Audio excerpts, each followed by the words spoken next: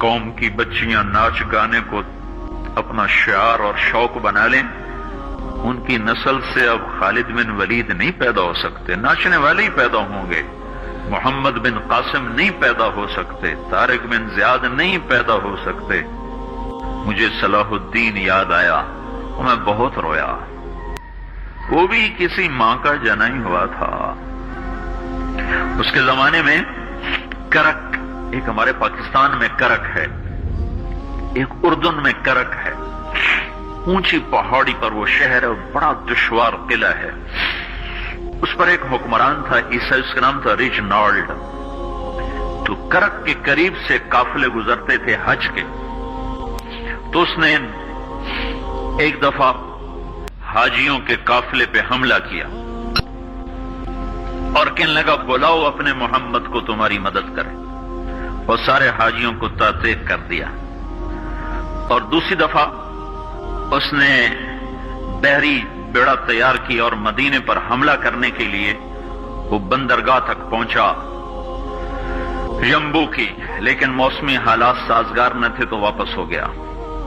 تو حطین کی لڑائی ہوئی ہے فلسطین میں، جس میں سارا یورپ اپنی طاقت کے ساتھ میدان میں اترا تھا، اور ادھر تنہا صلاح الدین ایوبی رحمت اللہ علیہ اکیلا اس لشکر سے ٹکرایا تھا، اور انہیں اس میں ساری رومن امپائر کو شکست ہوئی تھی، تو بڑے بڑے بادشاہ اس میں گرفتار ہوئے، تو اس میں ریجنالڈ بھی گرفتار ہو کے آیا۔ تو کوئی 12 بادشاہ تھے ریاستوں کے جو سامنے اس کے پیش کیے گئے، تو پیاس کی شدت سے سب کا برا حال تھا، تو صلاح الدین نے سب کو پانی پیش کیا، ریجنالڈ کو نہیں پیش کیا۔ تو یروشلم کا جو بادشاہ تھا ہمفرے، اس نے اپنا پانی بچا کے اس کو دیا۔ تو صلاح الدین نے کہا یہ پانی تو دے رہا ہے، میں نہیں دے رہا ہوں۔ اسلام میں یہ ہے جب کسی کو پانی پلا دو تو اس پہ تم ہاتھ نہیں اٹھا سکتے، یہ امن کی نشانی ہے۔ تو صلاح الدین نے فوراً اسے کہا یہ پانی تو نے دیا، میں نے نہیں دیا۔ تو پھر انہوں نے ریجنالڈ کو اسلام کی دعوت دی کہ تو مسلمان ہو جا، میں تجھے دعوت دیتا ہوں۔ اس نے انکار کر دیا، کہا میں نہیں ہوتا۔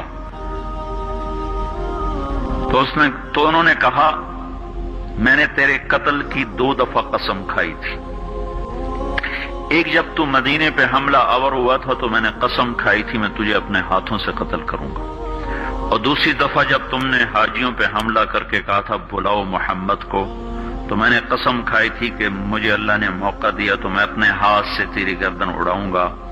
آج محمد کا ادنا غلام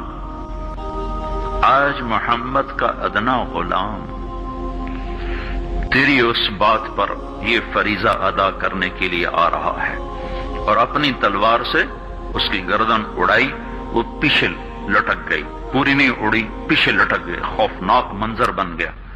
تو سارے بادشاہوں پہ کب کبھی طاری ہو گئی۔ تو صلاح الدین فرمانے لگے ہمارے مذہب میں یہ نہیں ہے، بادشاہوں کے ساتھ ہم بادشاہوں جیسا ہی سلوک کرتے ہیں، پر یہ حدود سے آگے چلا گیا تھا۔ اب مجھے یہ قصہ بھولا ہوا تھا، مجھے انہی حادثوں میں، انہی ہنگاموں میں وہ یاد آیا، تو بعد تنہائیوں میں بیٹھ کے بے بسی کے آنسو بہہ جاتے ہیں، اور اس کے سوا کوئی چارہ نہیں ہے۔ ہماری ساری نسل موسیقی میں ڈوب چکی ہے، جو بدن سرتال پہ تھرکتے ہوں، جو بدن موسیقی کے اوپر ہلتے ہوں، رقص میں آتے ہوں، ان پہ کانٹے ہی اگیں گے، ان پہ صلاح الدین کا پھول نہیں اگ سکتا، ان میں محمد بن قاسم کے پھول نہیں اگ سکتے۔ بانجھ ہو گئی ہے ہماری نسل، اور یہ یورپ کا سحر ہے جو چل گیا ہے، ہماری بے بسی ہے، ہماری بے بسی ہے۔ میں تو بس منت ہی کروں گا اپنے آپ کو پہچانو، اپنی ہستی حیثیت کو پہچانو، اپنی نسبت بدلو۔ تمہاری نسبت یورپ کے ساتھ ہو کے اگر موت آئی بے قیمت ہو جائیں گے، اگر مدینے والے کی نسبت مل گئی تو حضرت فاطمہ کے دائیں بائیں تمہیں بھی کھڑا کر دیا جائے گا، حضرت خدیجہ کے دائیں بائیں تمہیں بھی کھڑا کر دیا جائے گا۔ یہ چند دن ہیں، صبر کر لو، گھٹ گھٹ کے مر جانا ہی بیٹیوں کی روایت ہے۔ مشرق کی بیٹی، اس نے گھٹ گھٹ کے مرنا ہی سیکھا ہے۔ ہاں، یہ آزادی، یہ آوارگی، یہ مغرب کی عورت کا خاصہ ہے۔ اور 18ویں صدی تک مغرب میں بھی کوئی عورت ایسے ننگی نہ تھی، اور گھر کی زندگی تھی۔